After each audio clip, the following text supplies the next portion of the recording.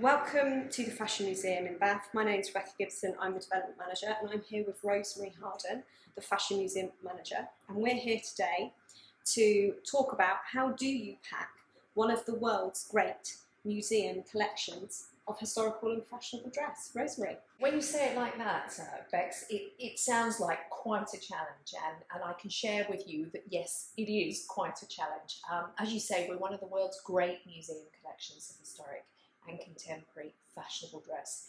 There are a staggering over 100,000 objects in the collection. So working out how to pack the collection, or that amount of objects, the fragility, the rareness, the uniqueness of that amount of objects is quite, shall we say, it's quite a challenge. As I say, where do you start with such a monumentous task? I think really what you do is you sort of try to break things down into units. But we want to ensure that every object in the collection is in either a box, a tray, or a bag.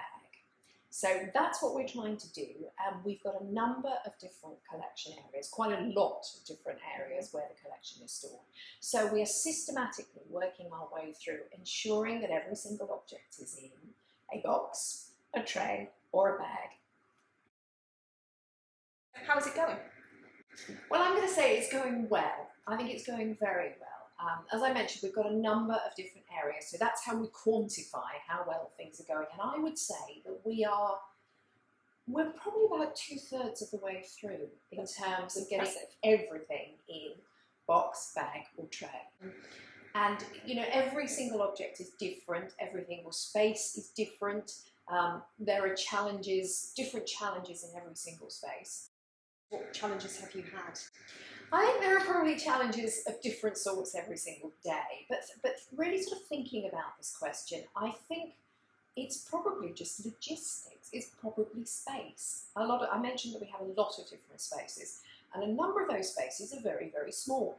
So if you think that you're packing in a small space, you kind of pack yourself out of the space, and the boxes or the bags or the trays kind of take over the working space. So you have to be sort of very organised really about your supply chain of kit, about your supply chain of objects, which object you're going to do in which order. What's the oldest garment in the collection you've packed so far? The oldest. Now that's a tricky one to answer, because the oldest piece that we have packed is probably our collection, the collection that we have on loan from the Worshipful Company of Glovers of London, of 17th century gloves. They're not garments as such, but my goodness, they are accessories to dress, and they're part of fashionable dress. And they are, not only are they the oldest pieces in the collection, but they're also some of the most intricate. So what's your favourite item that you've packed so far? Oh my goodness, that's the $1 million question. It's a really tricky one to answer, but I think what I'm going to have to say that it's what is ever is in front of me at the moment. So for example, I'm going to tell you a story from today. So today we went to a particular area to pack a particular set of clothes, and we discovered this most amazing bright red cape from the 1860s. And Bex, I want to show you it, because I think that's my favourite today. Here comes the big reveal. This is my favourite object today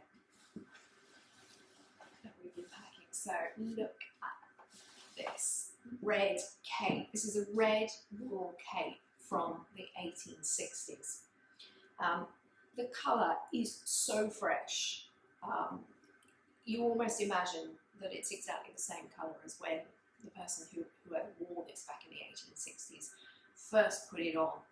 And it's made of very, very fine red wool, but on the inside it's quilted here, so it's quilted at the fronts as well. So we're really talking about it. It sounds strange, but it's a practical garment. This would have been really, really super warm, and I can't quite. I'm just going to put that like that for the coat hanger. So it's embellished all down the front with this floss silk embroidery. I was trying to work out whether they actually match up. they kind of just about do. You can see the flowers are opposite each other there. And then it goes all the way around the border. But this, we were just working out, this is 160 years old. So it's so special that it has survived. And of course, the reason why it survived is because it's been carefully kept. And that's what we're trying to do with all of the packing. So, as I said, this is wool. And actually, you can just see here, there are lots of little holes on the cream wool lining. Here and here and here, and that would have been from previous insect damage, so an insect such as a carpet beetle or possibly moth. And then the other thing is, because it is such a bright colour, it's really susceptible to light damage because light fades textiles. There's lots of little holes here as well. So putting everything in a Tyvek bag protects it both from insects, from carpet beetle and from moth, but also from light. I think it might be too complicated for me to turn the whole thing over, but I'm just going to flop this top down, and you will see that on the back there is a collar. It isn't quite a hood. I thought it was a hood to start off with, but it's a triangular collar, which has got this, all of those embroidery motifs that we can see at the front are all brought together in one big design here, and the border has got this design here. And this is what I was saying earlier on about things, you know, real people did this, and it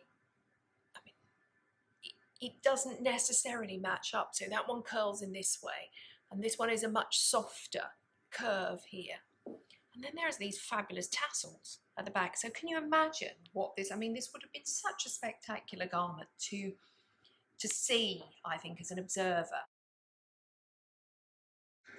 You can help make more garments like this fabulous red cape move ready when you donate to our Buy a Bag campaign. Visit our website to find out more and donate. Thank you.